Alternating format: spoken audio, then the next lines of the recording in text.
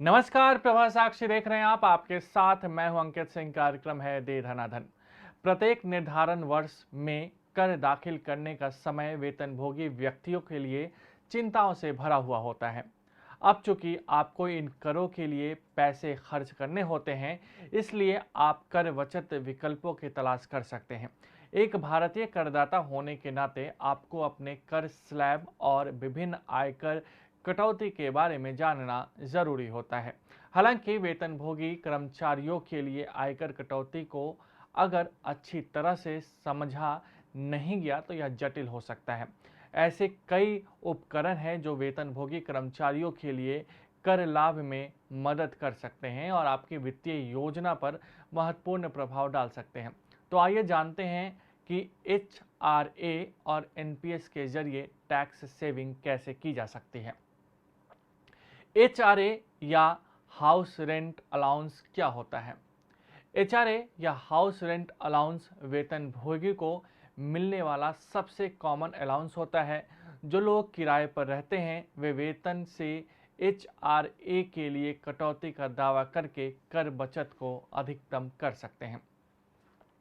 यह एक ऐसी राशि है जो एक नियोक्ता कर्मचारी को रहने के लिए भुगतान किए गए किराए की भरपाई के लिए भुगतान करता है। किराए के आवास में रहने वाले वेतनभोगी कर्मचारी संबंधित नियमों के अनुसार कर लाभ प्राप्त कर सकते हैं, जबकि आयकर अधिनियम की धारा 10(13)(a) के तहत मकान किराया भत्ते के लिए कटौती की अनुमति होती है। एचआरए पूरी तरह या आंशिक रूप से कर योग्य हो सकता है। एचआरए कटौती की गणना आपके वेतन, प्राप्त एचआरए, आपके द्वारा भुगतान किए जाने वाले वास्तविक किराए और आपके रोजगार और निवास के स्थान पर निर्भर करती है। यहाँ तक कि स्व व्यवसायी व्यक्ति भी एचआरए का लाभ का दावा कर सकते हैं। कई वेतनभोगी या स्वरोजगार करने वाले व्यक्ति अपने माता पिता के साथ रहते हैं। यदि आप अपने माता पिता के साथ रहते हैं तो क्या आप इस बारे में अनिश्चित हैं कि एचआरए का दावा कैसे किया जाए? जो लोग अपने माता पिता के साथ रहते हैं वे अपने माता पिता को किराया दे सकते हैं और एचआरए पर टैक्स बचा सकते हैं।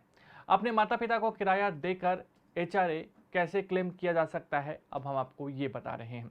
यदि आप अपने माता पिता के साथ रह रहे हैं तो आप अपने माता पिता को किराए का भुगतान कर सकते हैं। यह पैसा उनके बैंक खाते में स्थानांतरित करके या चेक के माध्यम से किया जाना चाहिए। इस तरह आप अपने एचआरए कटौती का ठीक से दावा कर सकते हैं। चूंकि किराए का भुगतान मालिकों को किया जाता है, इसलिए संपत्ति का स्वामित्व आपके माता पिता के पास ही होना चाहिए। यह आपके माता पिता में से एक या दोनों के स्वामित्व में हो सकता है। आप संयुक्त घर के स्वामित्व के मामले में माता पिता में से किसी एक को या घर के कानूनी मालिक माता पिता को पैसा जमा कर सकते हैं। याद रखें कि आप इस संपत्ति के मालिक या सह मालिक नहीं हो सकते, क्योंकि आप खुद को भुगतान किए गए किराए पर कर छूट का दावा नहीं कर सकते। आमतौर पर नियोक्ता अपने रिकॉर्ड के लिए रेंटल एग्रीमेंट की कॉपी मांगते हैं। वे आपको एचआरए छूट देने के लिए किराए की रसीद जमा करने के लिए भी कह सकते हैं। आप अपने माता पिता के साथ एक साधारण किराया समझौता भी तैयार कर सकते हैं। अब हम आपको राष्ट्रीय पेंशन योजना के बारे में बता रहे हैं। राष्ट्रीय पेंशन योजना केंद्र सरकार द्वारा एक सामाजिक सुरक्षा पहल है। यह पेंशन कार्यक्रम सशस्त्र बलों को छोड़कर सार्वजनिक, निजी और यहाँ तक कि असंगठित क्षेत्रों के कर्मचारियों के लिए खुला हुआ है। यह योजना लोगों को उनके रोजगार के दौरान नियमित अंतराल पर पेंशन खाते में निवेश करने के लिए प्रोत्साहित करती है। सेवानिवृत्ति के बाद ग्राहक के कॉपर्स का एक निश्चित प्रतिशत राशि निकाल सकते हैं। एक एनपीएस खाता धारक के रूप में आपको शेष राशि आपकी सेवानिवृत्ति के बाद मासिक पेंशन के रूप में प्राप्त होगी।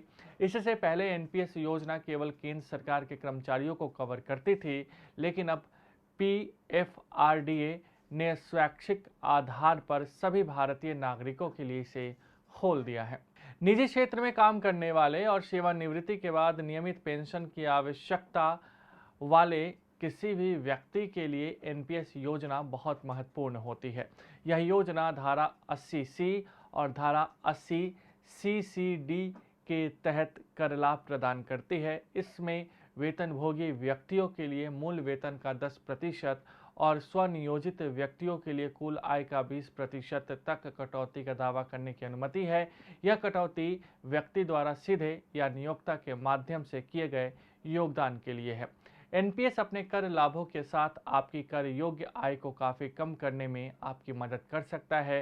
हालांकि आपके लिए इसमें निवेश करने का एकमात्र साधन यह नहीं होना चाहिए।